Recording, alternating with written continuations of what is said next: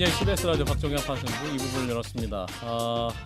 동물국회로 기억되는 국회 패스트트랙 충돌 재판 드디어 내일 오후 2시에 사건 발생 6년 7개월 만입니다. 1심 이제 판결이 나옵니다.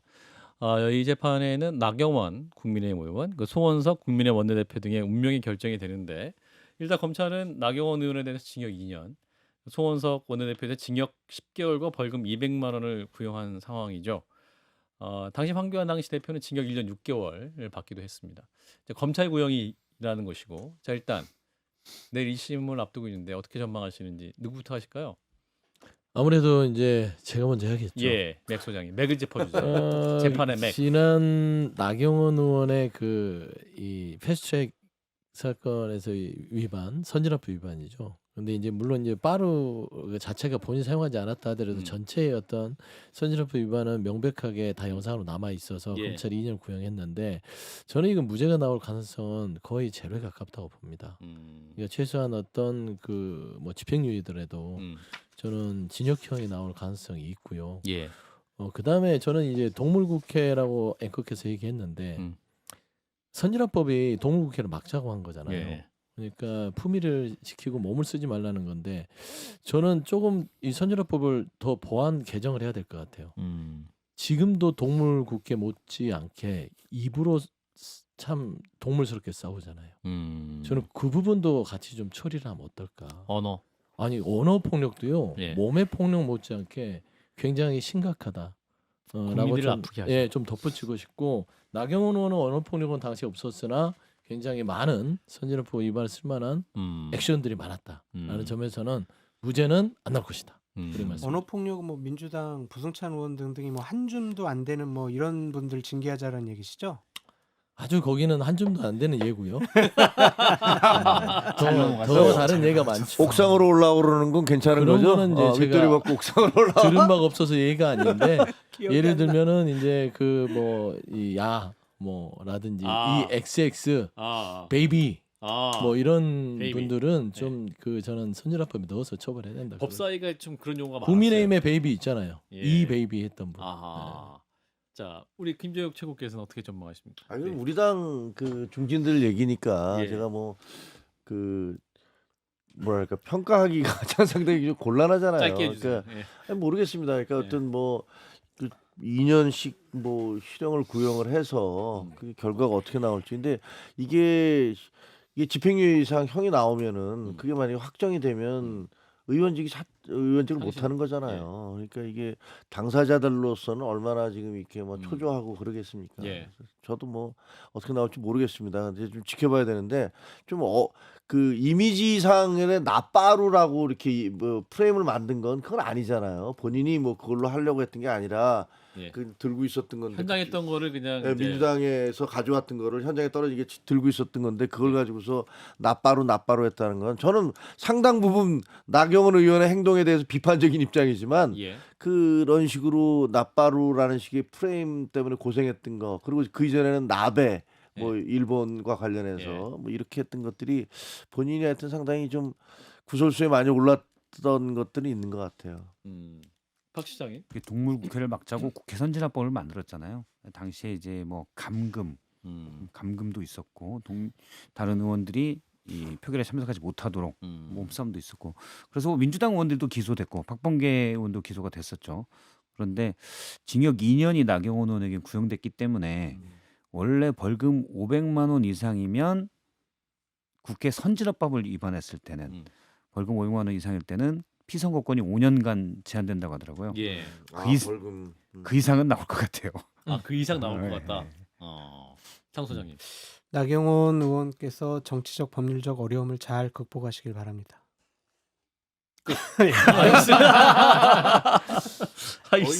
이거 훨씬 멋있네. 멋있네. 저도 할게요. 다음부터. 예. 자, 다음 이슈 넘어가 보면 일단 대장동 1심 항소 포기 관련해서 여야가 이제 국정조사하자 2+2 협상을 진행하고 있는 것 같습니다. 나 결론 나지 않았는데 일단 여야 입장이 굉장히 팽팽하죠. 민주당은 이제 법사위에서 하자. 이제 국민의힘에서는 특위를 만들어서 하자. 뭐 더 나가서 또 특검도 하자 뭐 이런 얘기도 나오고 있긴 합니다만 이제 일방 처리는 안 하기로 했기 때문에 이제 여야 합의가 중요한 상황인 것 같아요. 어떻게 될까요? 저는 이제 이게 사실상 투+2 협상이 될 것인가에 대해서 미지수인데 했으면 좋겠어요. 아, 국정조사를. 예, 국정조사를요. 어. 그러니까 저쪽 국민의힘에서 주장하는 바와 예. 민주당이 주장하는 바에 있어서의 어. 대장동 사건의 실체적 진실이 예. 밝혀졌으면 좋겠다. 어. 그러니까 이게 법사위에서 하든 특위에서 하든 저는 절충안을 제가 제시한다면 아. 법사위에서 청문회를 하고 음. 청문회가 끝난 다음에 특위를 통해서 국정조사를 하자. 그러면 절충안이 될 거 아니에요. 결국 저는 민주당이 이걸 자신 있게 해도 되는 게 대장동 사건은 민주당이 다른 시각으로 55 클럽이라든지 검찰의 어떤 조작적인 기소 부분들을 증거를 가지고 치고 나가면 이 부분은 법사위에서 하든 특위에서 하든 크게 손해 볼 건 없다. 그래서 저는 이 부분에 대해서는 받아서 이 부분은 신속하게 좀 처리했으면 법사위 너무 좋겠어요. 고집하지 마라. 뭐 청문회 정도를 받아서 청문회를 통해서 실적 진실을 밝히고 그 다음에 국정조사로 넘어가는. 김재혁 최고. 추미애 법사위원장의 법사위로 가자는 건 그냥 깽판 치자는 얘기죠. 솔직히. 왜냐하면 그동안에 법사위가 그 과거에는 무슨 상원처럼 이렇게 평가받았지만 법안 심사. 추미애 예. 위원장님의 법사위는요. 예. 가장 그 뭐랄까 그 엉망진창인 그런 상임위로 전락해 버렸다는 게 뭐 여러 사람들의 평가인 것 같아요. 저도 그렇게 평가를 합니다. 예. 그래서 그리고 뭐 따라서 이제 이거는 특위든 특감이든 그 다 해야 된다고 생각을 해요. 이게 대장동 사건은요. 이거 이대로 안 끝납니다. 이 항소 포기 사건은요. 뭐 예. 지금 보니까 그 여당에서는 그 18명의 검사장들에 대해서 뭐 고발을 하겠다 뭐 이러더라고요. 잘 됐습니다. 그래서 뭐 그 고발을 하고 징계를 하면 이 사람들도 소송을 걸 거예요. 어. 그러면 대장동 사건, 항소 사건은 결국은 이 정권 내내에 저 끊임없이 논란이 확대 재생산되면서 결국은 이게 게이트로 갈 겁니다. 저는 그렇게 봐요. 그리고 이 대장동 이 범인들, 얘네들 관련자들, 일당들, 이 사람들 전부 다 자기 재산 행사하겠다고 또 소송 걸고 이러는 것들이 겹쳐지면서 예. 굉장히 큰 그 악재로 계속 작용할 거라고 저는 생각을 해요. 그래서 뭐 지금 민주당 주장 그거잖아요. 특위를 통해서 이게 조작 기소였다는 것들을 갖다 보여주겠다 이렇게 얘기를 하고 계세요. 이게 조작 기사였으면 그럼 대장동 일당들은 그 조작 기소의 피해자들이고 의인들이시네요. 나중에 이제 아마 상 주겠다고 할지 모를까 할까봐 겁나기도 하는데 그냥 이렇게 계속 했으면 좋겠습니다. 우리 저 국민의힘에서도 딴소리하지 말고 그냥 특위 특검 다 가자고 서로 합의를 다 해서 받아라. 뭐든 다 받아라. 받아서 갔으면 좋겠어요. 국정조사 안 될 것 같아요. 네, 이거는 민주당에게 유리한 이슈가 전혀 아닙니다. 민주당이 합의 안 해줄 거죠. 안 해줄 것 같아요. 그러니까 계속 시간 끌기 작전으로 가서 그냥 흐지부지 유야무야 시키지 않을까 좀 그런 생각이 들고요. 그거네. 김현지하고 비슷하게 하는 거네. 그렇죠. 나온다 한다 뭐 그러다가 뭐 처음에는 막 무슨 뭐 속된 말로 네, 뭐 나간다. 설레발이라고 그러나요? 막 엉뚱한 소리 하면서 예. 뭐 야 우리가 무슨 뭐 대통령이 하라고 그랬어. 뭐 우리 꼭 나올 거야. 100% 출석할 거야. 이래 놓고서 발 빼는 거죠. 서 소장님이 눈을 아래로 깔잖아요. 아, 그래요? 아니 저 얼굴 좀 빨개졌어. 원고 보는 거고요. 아, 그래? 예, 그다음에 얼굴 빨개진 거는요. 저기 약간 장 소장님 지나가면서 기침해서 그래요. 그러니까 이 열기 국정조 스튜디오 안에 열기가 열기가 좀 있어요. 뜨거워요. 열기가 토론의 열기. 뜨거워요. 국정조사에 대한 양당 간의 그 형식과 주제가 좀 합의 보기가 어려운 상황 같아요. 그러니까 이제 여당에서는 이게 수사 조작이 있었다. 요 네. 프레임이고 야당에서는 이제 법무부에 외압이 있었다. 요거이기 때문에 논점이 좀 다르잖아요, 사실은. 만약에 조작 수사 기소가 있었다면은요. 지금 정권 교체된 지 이제 한 4개월 넘었잖아요. 4개월 정도 됐잖아요. 그러면 검찰 내부나 법무부에서 이걸 가만히 뒀을까요? 분명히 한 번쯤 다 살펴봤을 것 같아요. 예. 그렇다면 공개적으로 내부 감찰도 하고 그것이 이제 더 문제가 되면 뭐 국정조사나 특위로 갔을 것 같은데 지금까지 잠잠했다라는 것은 자기네들이 보더라도 이거는 조작 수사나 기소라는 어떠한 명백한 증거를 발견하기 어려웠을 거다 그런 생각이 들어가지고 예. 이 부분은 그냥 좀 야당이 하도 그냥 세게 지금 문제 제기를 하니까 그래 알았어 그럼 국정조사 그럼 할까 그럼 협의 한번 해보자 이렇게 시간 끌기 작전으로 흐지부지 시킬 것 같아요.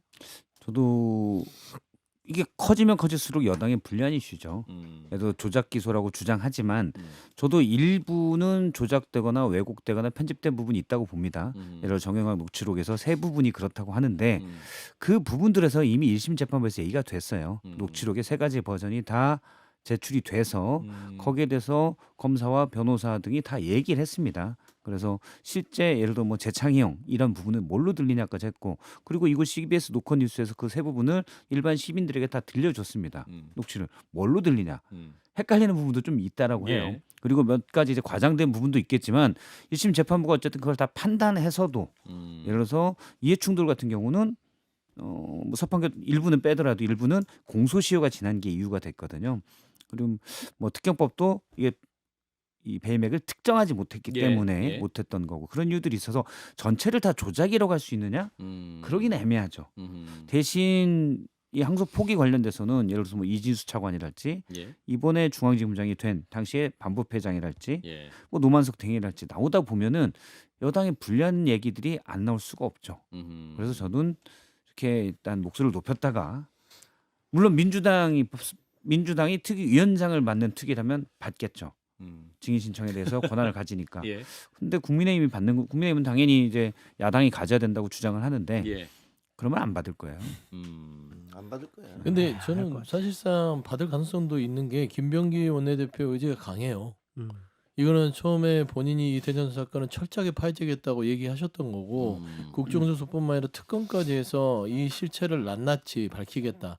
결국 저는 뭐 특위에 있어서 마지막에 위원장 부분에 있어서는 국민의힘이 민주당이 하고 특위로 간다면 왜냐하면 특위로 원하잖아요. 그러면 특위 해줄게 위원장 우리 줘. 민주당이 그럴 수 있거든요. 그러니까 의제 문제는 아닌 것 같고 예. 어떤 그 형태의 문제에 있어서 김명기 원내대표 의제가 강하기 때문에 저는 이 부분이 추진될 가능성이 저는 아예 없지 않다고 보고요. 사실 정무적으로는 불리하죠.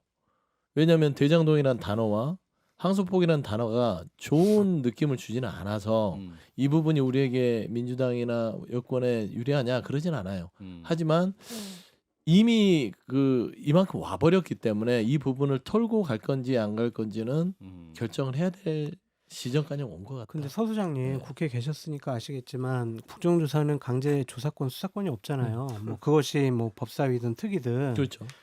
더욱더 세게 이 상황을 살펴볼 수 있는 거는 내부 감찰일 거란 말이에요. 그래서 내부 감찰을 먼저 하고 그다음 문제 있으면 이제 정치적으로 문제 상황이 될 텐데 국정조사 하겠다라는 것은 이거는 사실관계를 제대로 밝힐 생각과 의지가 없어 보여요.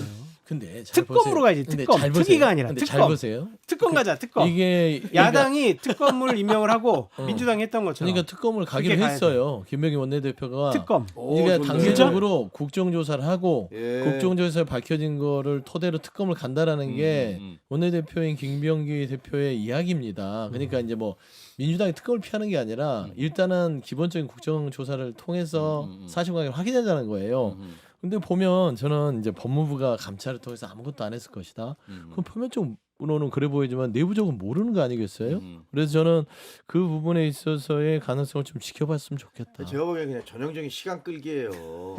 김현지 때 뭐라 그랬습니까? 시간을 왜 끌어요? 아니, 뭐, 갑자기 장수장님께 영광을 받았어. 예, 출석 안 한다 그랬다가 어. 그다음에 뭐 정문석이 나와서 100% 나갑니다. 네. 뭐 이렇게 얘기를 했다가 대기 시켜놨대잖아요. 대통령이 나갈 겁니다. 이렇게 얘기를 했다고 또 흘리고 또 그다음에 내리깐다. 당일날 오후 일정 다 비워놓으라고 얘기했다. 예. 온갖 얘기 다 했잖아요. 근데 안 나왔어요 결국은. 이것도요 지금 시간 끌기거든요. 시간을 이렇게 저렇게 시간 끌 질질 필요가 끌다가 없어요. 그래 뭐 거기다가 지금 이제 뭐 검사들 뭐 고발할 거야. 그럼 예. 자기 강성 지지자들한테 우리가 잘못한 거 아니거든. 그러니까 예. 니들 계속 목소리 내줘. 아하. 이렇게 지금 부추기고 있는 것에 불과한 거예요. 그래서 속으로나마 야 이거 언제 다른 거 뭐 하나 터져서 빨리 지금 시간 지나가야 되는데 이게 뭐야 뭐 이러고 있을 겁니다. 근데 오해하시는 게 김병기 원내대표가 먼저 얘기를 꺼낸 거예요. 이거 국정조사는 국민의힘이 김현지 얘기도 아니에요. 민주당이 얼마나 먼저 다급하면 아니 그냥 그럴 수 아니요. 그 있어요. 다급한 게 아니라 이 그 대장동 사건에 대해서 김병기 원내대표가 그냥 이거 특검까지 가자라고 먼저 얘기했던 것이지 마치 국민이 먼저 얘기를 했는데 민주당이 그걸 받아서 고민하는 것처럼 얘기하면 안 돼요. 예. 이거는 공격적으로 나갔던 건 김병기 원내대표고 시간 끌 이유가 하나도 없다. 보시죠 다음 주에. 아 그러니까요. 네. 네.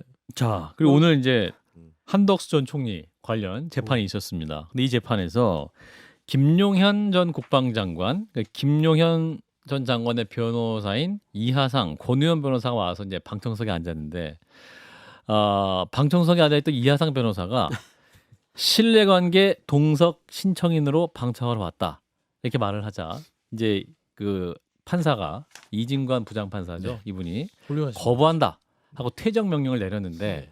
소란을 피우자 이제 감호 조치 감치 명령까지 네, 그렇죠. 내렸던 것 같아요.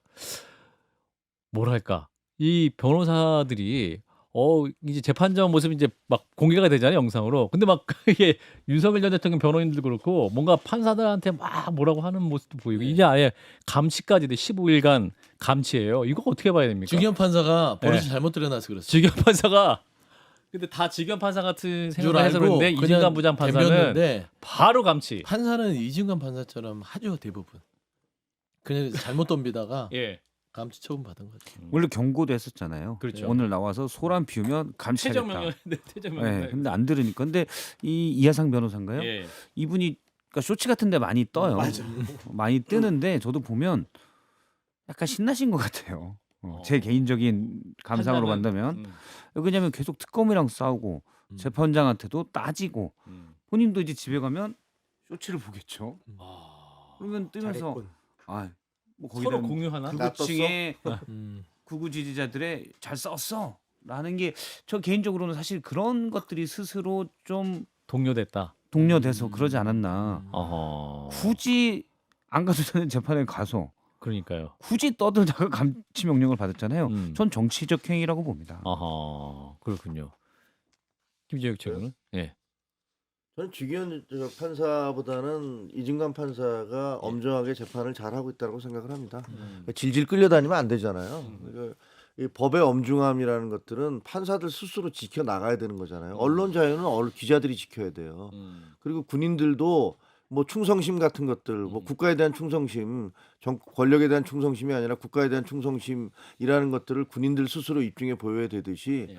판사분들도 그 스스로의 어떤 뭐랄까 존엄성, 법정의 신선함은 판사들 스스로 지켜야 됩니다. 그걸 대표적으로 못한 게 지금 노만석 총장 아닙니까? 검사의 모든 명예와 자존심을 그냥 속된 말로 시궁창에다 박아버렸어요. 그러니까 그렇게 하면 안 되죠. 그러니까 지금 잘하고 있다고 생각합니다. 그러니까 노만석 그 총장 대행은 뭐 시궁창에 박든 어쨌든 그런 비판에서 책임지고 물러났잖아요. 예. 주기현 판사는 책임 안 지고 뭐 하는 거예요? 도대체가 도저히 눈 뜨고 못 보겠어요 재판을. 지금 재판 그럼 그만두면 다시 시작해야 돼요. 아무튼 눈뜨게 못 볼 정도로 재판을 엉망진창으로 하고 있다. 또 하나 이상민 전 행안부 장관 이분이 또 이제 그 재판에 나왔는데 이제 증인으로 증언 거부에 대한 선서도 거부했어요. 그러니까 이분이 또 판사 출신이자 이상민 전 행안부 장관은 그러니까 이 모습을 보는 이진관 부장판사가 아니 형사 사건에서 이렇게 선서 거부하는 건 처음 봤다. 과태료 50만 원인가? 그 과태료를 아마 500. 50일거리 50. 그 불출석이 출석은 안 해. 500이고 네. 선서금은 50. 50 했는데 이거 어떻게 이상민 전 장관도 이러니까 변호인들도 이러는 거 아니냐. 그렇죠. 그 변호인 분은 상당히 좀 적극적으로 네. 항의도 하고 문제 제기를 많이 하더라고요. 그래서 저도 법조인이 아닌데 네. 판사한테 저렇게 대들어도 되나 막 그 정도예요. 저런 판사가 기분이 안 좋아서라도 형량을 높일 것 같은데 왜 저럴까 이제 그런 생각이 드는데 예. 그러니까 박 실장님 말씀하신 것처럼 이 지지층에서 편드는 분들이 너무 시원하게 잘한다 막 이런 댓글도 달려 있더라고요. 네. 그래서 그거에 좀 취하지 않았느냐라는 생각이 들고 이상민 전 행안부 장관 같은 경우에는 정말 윤석열 전 대통령의 술 친구다. 그래서 임기 내내 5년 동안 행안부 장관 할 거다 그런 얘기 있었잖아요. 예. 그때 이태원 참사에 그 위기 관리하는 주무 장관으로서 제대로 된 역할을 못해서 많은 질타도 받았었는데 예. 대통령이 그렇게 친구였으면 저런 불법적인 비상경험을 하려고 했을 때 막고 반대하고 자리를 걸고 뭐 그렇게 했어야 되지 않았을까. 그거에 대한 벌들을 지금 다 받고 있는 것이 아니냐 그런 생각이 듭니다. 친구가 아니라 후배여서 후배인가요? 예, 충암고. 한참 후배죠. 자, 김민석 총리 내란 조사 TF 관련해서 이제 헌법과 적법 절차에 따라 꼭 필요한 범위에서 과하지도 덜하지도 않게 신속히 진행되고 마무리될 것이다라고 이제 밝혔습니다. 그래서 일각에서 이제 제기된 공무원 사찰 논란에 대해서도 이제 의식한 발언으로 해석될 수가 있을 것 같은데, 자, 이 문제 여당 내에서는 또 어떻게 보고 계십니까? 이 문제를? 제가 애초부터 이 헌법소 TF는 음. 그런 기준을 가지고 가야 된다라고 했고 그렇게 음. 갈 거라고 얘기를 했었어요. 예. 그러니까 이게 뭐 전방위적으로 모든 사람들을 다 턴다는 게 아니라 예. 일정 부분에 있어서 절제하고 절제해서 그 내란 당시에 협조했던 그 공무원들에 대해서는 인사적인 불이익을 주는 것들이 정의롭지 않냐라는 것이죠. 그래야 조직에 활력이 생길 수 있다라는 그 차원이라서 예. 저는 최대한 절제해서 이 부분을 할 것이다라는 약속을 한 것이다. 여당 내도 똑같은 입장이라고 보시면 될것 절제를 같습니다. 한다는데 이제 범위와 그 정도 어느 정도까지 할 수 있을 것이냐 이 부분인. 그것도 휴대폰도 본다 뭐 그게 이런. 네 가지 네 아마 가지. 발표를 했을 예, 거예요. 예. 예. 네 가지가 뭐 어느 정도 시행 단계부터 가담, 그다음에 그 불법 계엄 이후에 있어서의 정당성을 얼마만큼 협조했느냐, 예. 은폐하려고 했느냐, 예. 이런 네 단계 정도로 좀 있는 걸로 알고 있습니다. 예. 휴대폰을 본다는데 절제가 되겠습니까? 그거를 용납할 수 있겠어요, 서 소장님? 뺏어서는 안 보겠죠. 대기 발령시킨다며. 동의서 불이익 안 내면 준다며요. 자를 거 아니에요. 휴대폰 안 내면 대기 그러니까 발령시킨다며. 전부 다에게 휴대폰 내라고 해서 대기 발령 한다 그렇게 이제 호도하면 안 되고 그러니까 좀 이렇게 몇명 좀 제보받아서 한다며. 제보 자체가 아주 명확하고 명징할 때 제보 자체가 그래도 서로를 또 막 신고해야 되는 그런 상황일 수도 있기 그러니까요. 때문에 아니 뭐 이게 투서가 도대체가 판을 칠 이른바 거예요. 예. 진보 정권이라는 데서 나올 수 있는 얘기입니까? 택도 없는 소리예요. 이거 80년대 군사 정권 때도 없던 일이에요. 49개 부처에 있는 전 공무원들을 상대로 네 머릿속에서 무슨 생각하는지 내가 네 핸드폰 통해서 다 보겠다는 겁니까?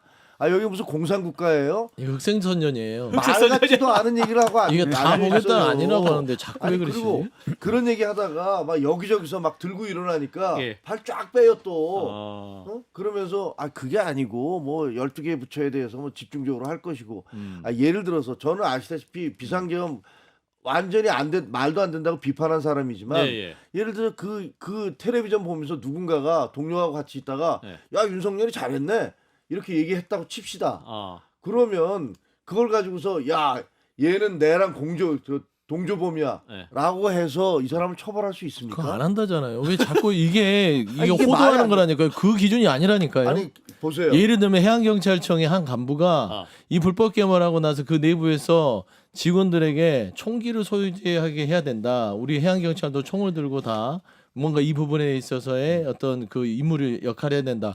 이런 것들을 들여다보겠다는 거지.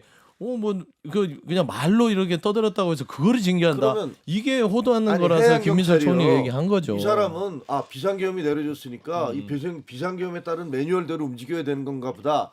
이게 불법인지 뭔지 대통령이 무슨 국무회의를 제대로 거쳤는지 그걸 뭘 어떻게 합니까? 근데 지시도 안 아니, 내려졌는데 왜 그러면 본인이 거기서 말하자면 무슨 소리예요? 선동을 하는 국가에서 소리예요. 비상계엄이 내려졌으면 이 비상계엄 매뉴얼에 따라서 어떻게 움직여야 된다고 생각할 수도 있는 거죠. 그게 아니기 이게 때문에 안성식 지시하는- 해양계획 조정관인데 네. 충암고 출신입니다. 뭐가요? 네, 충암고 출신이고 어떤 게? 다시 얘기해 주세요. 그 해양계획 조정관 KBS가 보도했었죠. 네. 이게 충암구 출신이고 대통령실에서도 일했었고 그래서 계엄 선포가 되자마자 저도 그분이 개인적인 추정으로는 사전에 알았을 거라고 생각하지는 않아요. 예. 그런데 드디어 우리 선배님들이 한 건 하셨구나. 아. 그래서 위에 해경도 뭔가를 해야 되는 거 아닙니까? 아. 라고 했었고 사실 그 전에 의심받는 거는 방첩사랑 이런 일이 있을 때 해경은 무슨 일을 할 것인가를 고민한 적이 있어요. 그래서 그러면 그런 분들은 이제 저도 그런 분들은 위험하다고 봐요. 그런 분들은 당연히. 예. 아니 그게 법적으로 어떻게 되는지 모르겠습니다만 그게 만약에 문제가 되면 그런 분들을 문제가 된 분들을 감찰을 하면 돼요. 네.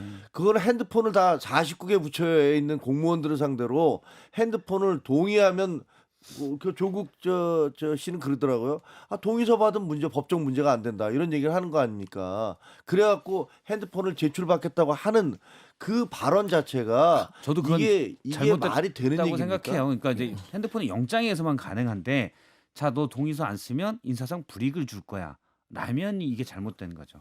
그런 방식이기 때문에 잘못됐다고 봅니다. 답답해하고 계세요. 그러니까 방식을 감찰이라고 얘기를 분명히 했는데 그 뭐 감찰을 해야 된다고 하니까 참 할 말이 없고요. 감찰을 하면 휴대폰을 달라고 합니다. 동의서를 받고. 그게 감찰의 방식이에요. 예. 근데 뭐가 잘못됐죠? 감찰 이런 대상을 사람 뭘로 선정해요? 그러니까 이런 사람들의 행위가 분명하면 예. 감찰 대상으로 잡고 당신 휴대폰이나 이런 거를 주시오 동의서를.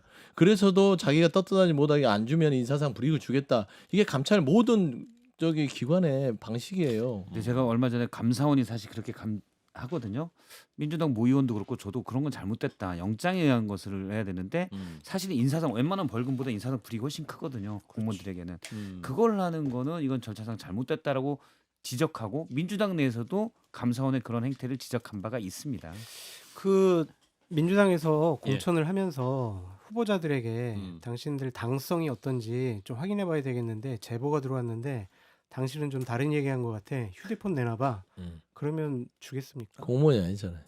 공무원이 아니더라도 그 정무직 공무원이 되기 위해서 당의 공천을 받기 위해서 당에서 그렇게 결정하면 공천을 받는 건 헌법 소와는 휴대폰을 내지 무관하잖아요. 않으면은 공천을 주지 않겠다. 그러면 그러니까 어떡할 거예요? 헌법 소하고 무관하잖아요. 그러니까 지금 이거는 헌법 소에 대한 얘기고 내란에 대한 전반적인 공무원들의 가담 정도가 농후한 마무리? 사람은 휴대폰을 보느냐 안 보느냐 아니 참 그 문제가 휴대폰을 있으려는 보는 거예요. 것은 알겠습니다. 이 내용 여기까지 자체가 하죠. 좀 아 다른. 이게 법꾸라지처럼 왜 노컷 그래 내려. 진짜. 자, 맥 소장님, 그리고 김재혁 전 최고 두 분 고맙습니다. 네, 감사합니다.